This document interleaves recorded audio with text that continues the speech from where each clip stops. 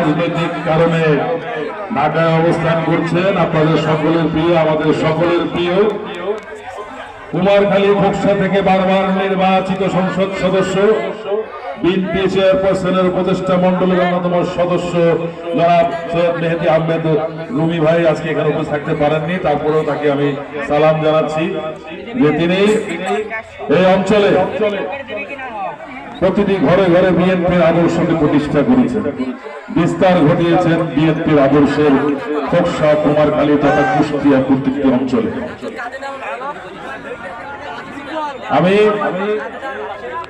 দেখতে পাচ্ছি আমার সামনে তরুণ ভাইয়েরা বেশি, ভাই বোনেরা।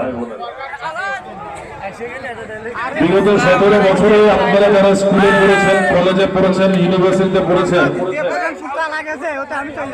আপনাদের কিছু শিক্ষা, ইতিহাস শিক্ষা দেওয়া হয়েছে। পাঠ্যপুস্তক থেকে আসল ইতিহাস মুছে ফেলে শিক্ষা ব্যবস্থাকে দুর্বল করে তাদের ইচ্ছা মতো সাজিয়ে সাজিয়ে লিখেছে ইতিহাস এবং অনেক কিছু।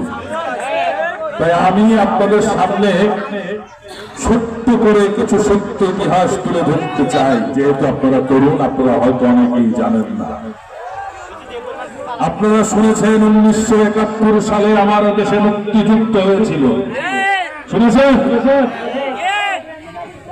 সেই মুক্তিযুদ্ধের সময় যে দৌতিবাজি দলের প্রধান নেতৃত্বে থাকার কথা ছিল, তিনি আপোষ করে তাদের সাথে চলে গেলেন তাদের মেহমান খানা।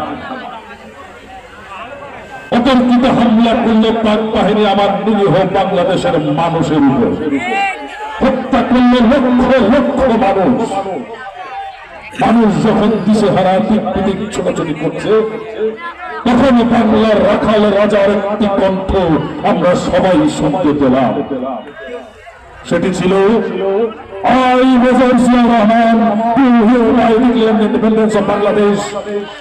এই বলে তিনি মুক্তিযুদ্ধের ঘোষণা করলেন এবং বাংলাদেশের মানুষ প্রাণের ভিতরে সাহস খুঁজে পেল, ঝাঁপিয়ে পড়ল মুক্তিযুদ্ধে।